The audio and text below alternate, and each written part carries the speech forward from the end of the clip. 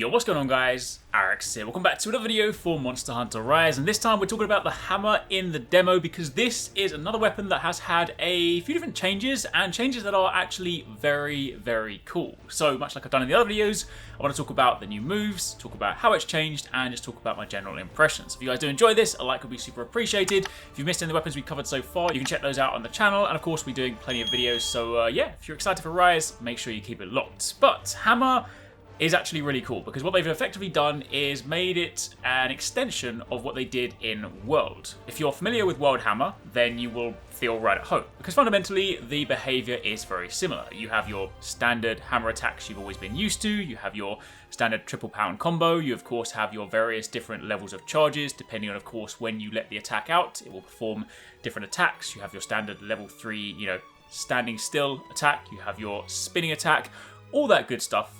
But what they've introduced in Rise is a mode switch. Now, if you cast your mind back to World, you will know they introduced something called the power charge. When you charged up your hammer, you pressed circle, I think, trying to remember. Playing with two different controllers, where the confirmation buttons are in different places, is messing with my head. Anyway, point is, you would charge and press the button, and you would go into the power charge state. This would then see your hammer glow, and all whilst you were in this state, your attack and your stun power was increased. And on top of that, it also changed the animations and the motions for your charged attacks. So you will remember that your level 3 power charge finishing move looked like this, and that of course also happens in Rise. Now the difference is, in World, if you put your weapon away, it would then cancel the power charge. If you got hit, it would cancel the power charge. So it was always a state that you had to kind of constantly put yourself back into and remember to kind of maintain and keep active if you wanted to get the most out of the weapon. But what they've done in Rise is basically made it so it's actually a mode you switch to. So what happens is you charge your weapon and you hold down charge and then press A, and you will then switch to a different stance. This is denoted A by the indicator at the top of the screen where the icon goes from a gold hammer to a blue hammer. Plus, you'll also see that when you start charging your hammer, your glow around it is instead like a purpley blue as opposed to the conventional red-yellow. Now, whilst you're in this state, it basically behaves like being in power charge from World, in that your level 3 charge is the big, powerful ultimate finisher one. If you perform the level 2 charge, you do the slightly faster uppercut, which of course is great for hitting the head on monsters like Rathian, Rathalos, that kind of thing. Also great for sending your teammates flying and sending them flying off the top of a cliff if you want to do that. And you also have your move for if you are sprinting and you let go of the charge. So behavior-wise, it is actually very similar, if not almost identical, to World. The main difference is that instead of the power charge being a temporary state, it is a physical state you swap to, and you don't lose that. If you get knocked over, if you die, anything like that, you will remain in that state until you swap out of it. Now, what's really interesting as well is if you swap out of the blue state and go back into the yellow state, the traditional one, you actually get a cool dash, which is new, and that in and of itself is really good from a mobility point of view. Keep in mind, if you're in the golden state and you go into the sort of power charge state, you just kind of do the conventional charging animation. Meanwhile, when you exit out of it, you do get the dash. So you can actually use this evasively as well. Now, as for behavior, they haven't said anything in the hunting notes. In World, it explicitly states that being in power charge increases your attack and your stun potential.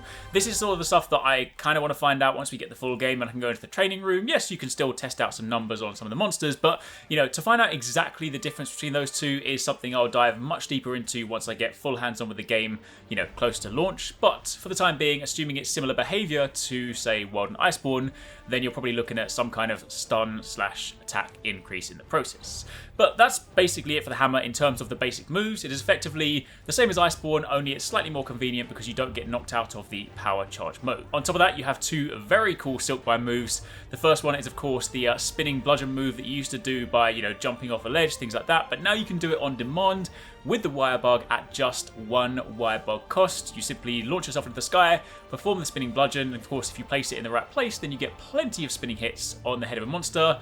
Very, very good. But you then have the impact meteor, the impact crater, the insane powerful. This costs you 2 wire bugs. It is expensive, but you launch yourself upwards, you smack the monster on the way up, and then you come crashing down with enormous force. And if you do this, it does a lot of damage, and of course you're probably going to get a good flinch out of it. So yeah, it's very, very powerful. It is a little slow to set up, so do make sure you get your timing right, because A, you could be knocked out the air, and B, monsters tend to move by the time you're coming crashing down. So just, set it up correctly, but it is a lot of fun.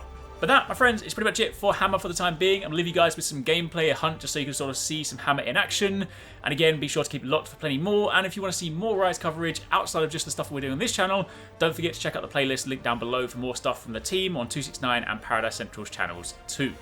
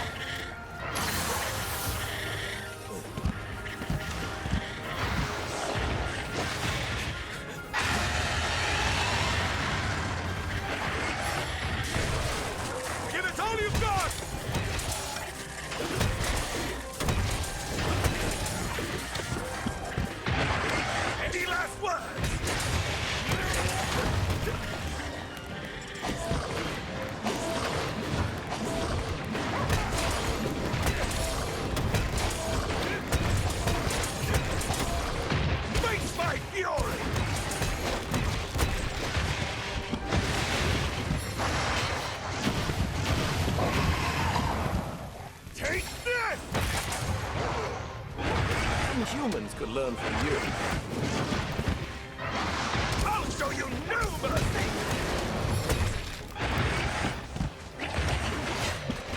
It's all over for you!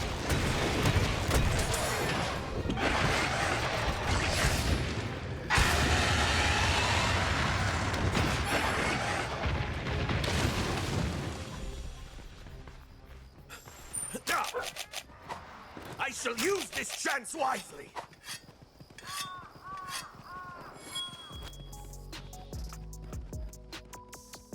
If you want to catch more from us at Arekkz Gaming, don't forget you can catch the guys 269, Paradise Central and Investmore streaming over on Twitch weekdays, playing a variety of games. If you guys want to jump in, tune in, watch and even join in, then make sure you check them out. The links to those are in the description box down below, and of course you can join the Discord to get involved in all of the discussions.